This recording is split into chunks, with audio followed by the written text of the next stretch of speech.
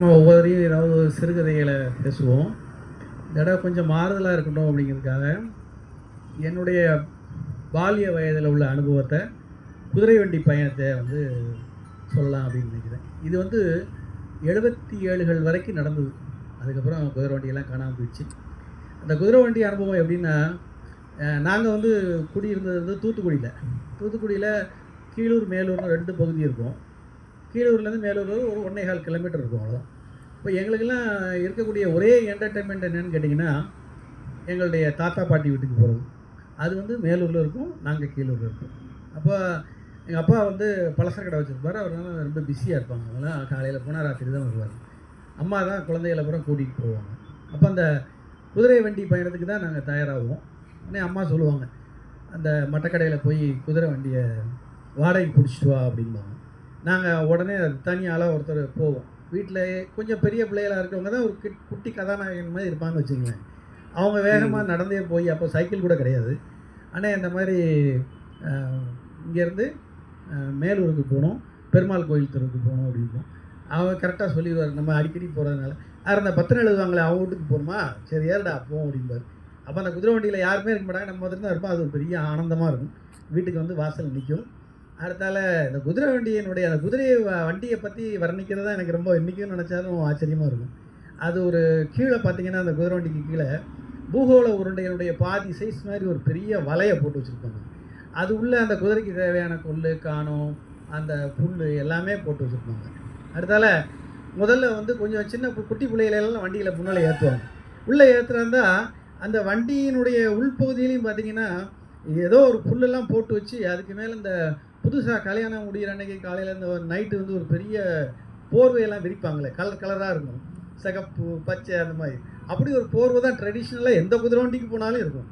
அதில் ஏறி முதல்ல சின்ன சின்ன குட்டி பசங்கள்லாம் அதில் ஏறி உட்காந்துருக்கும். அடுத்தது நம்ம வீட்டிலேருந்து போகிற அந்த கூடை எல்லாமே போகும். அடுத்தது அம்மா போய் உட்காருவாங்க.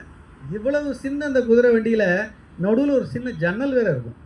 அந்த ஜன்னல் எதுக்குன்னு எனக்கு இன்றைக்கி வரைக்கும் தெரியாது. ஏன்னா அது வழியாக எட்டி பார்க்குற அளவுக்கு ஒரு பொருளுமே தெரியாது. அடுத்தால அம்மாலாம் ஏறி உட்காந்தோடனே அந்த குதிரை வண்டிக்கு அடுத்த வேலை என்ன, ஒரு பெரிய கம்பி இருக்கும், அதை வச்சு ஒரு லாக் போட்டு விட்ருவாங்க. அப்போ தான் யாருக்கு கீழே இறங்க மாட்டாங்க. இப்போ குதிரை கொஞ்சம் மேலே தூக்கின மாதிரி இருக்கும். இதில் நம்மள மாதிரி குதிரை வண்டியில் இந்த 7வது படிக்கிற பையங்கள்லாம், தம்பி நீங்கள் வாங்க முன்னால் உட்காந்துங்க போங்க. அந்த முன்னால் உட்கார்றது அப்படிங்கிறது அது ஒரு பெரிய பதவி கொடுத்த மாதிரி. அது அந்த குதிரை சக்கரை இருக்கு பாருங்கள், அதை ஏறி மிதித்து அவர் உட்கார்றதுக்கு ஒரு மனப்பலகை மாதிரி போட்டிருப்பார். அவரும் உட்காந்துருப்பார், நம்மளும் பக்கத்தில் உட்காந்துக்க வேண்டியதான். அடுத்த தம்பியில் உட்காந்து கேட்பார். உட்காந்துட்டு அந்த காலை கீழே தூக்கி போடணும்.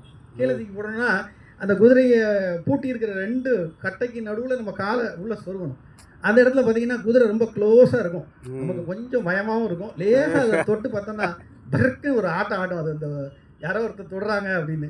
அதுதான் அந்த குதிரையை பார்த்தீங்கன்னா ரொம்ப வினோதமாக இருக்கும். அது எங்கேயுமே கவனம் செலுத்தக்கூடாதுங்கிறதுக்காக அலுமினியத்தில் ஒரு சின்ன சதுரமாக போட்டு 2 பக்கமும் அது ஒரு கண்ணாடி மாதிரி போட்டு விட்ருப்பாங்க. அப்போ தான் அந்த குதிரை அதனுடைய கவனத்தை எங்கேயுமே செதறாது அப்படின்னு. அடுத்தால இதெல்லாம் ஏறி உட்கார்ந்த பிறகு நம்ம குதிரை வண்டிக்காரரு மேலே ஏறுவார். அவர் ஏறி பக்கத்தில் உட்காருவார்.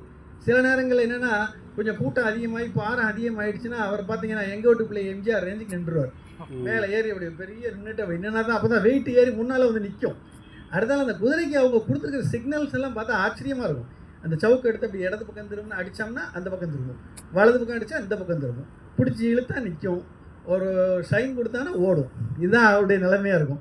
அடுத்தால நாம் முன்னால் உட்காந்துருக்கும் போது அந்த குதிரையினுடைய வால் இருக்குது பாருங்கள், அது நம்ம பக்கத்தில் உட்காந்துருக்கோம், அப்படியே முள்ளு மாதிரி குத்தும், அப்படியே டடக்குன்னு தூக்கும்போது. அதெல்லாம் ஒரு வினோதமான அனுபவங்கள். அப்புறம் இதெல்லாம் தாண்டி அங்கே இருக்கிற ரயில்வே கேட்டு இந்த டிராஃபிக் எல்லாம் தாண்டி நேராக வீட்டுக்கு போய் சேர்ந்தோடனே, என்னம்மா வாடகை எவ்வளோ பாரு, ₹1 அப்படிம்போம். அந்த ₹1 வாடகை கொடுத்து அந்த பயணம் நிறைவு வரும். அப்படிப்பட்ட ஒரு குதிரை வண்டி அனுபவம் 77 வரைக்கும் இருந்தது. அதுக்கப்புறம் இப்போ அந்த லாயமே காணும். இப்போ கூட நான் தூத்துக்குடியில் அந்த இடத்துக்கு போய் பார்க்கும்போது அங்கே பெரிய பெரிய கட்டடங்கள்லாம் ஏதோ பெரிய உருமாற்றங்கள்லாம் ஏற்பட்டது. இதைத்தான் நான் என்னுடைய அனுபவமாக பகிர்ந்து கொண்டேன். நன்றி.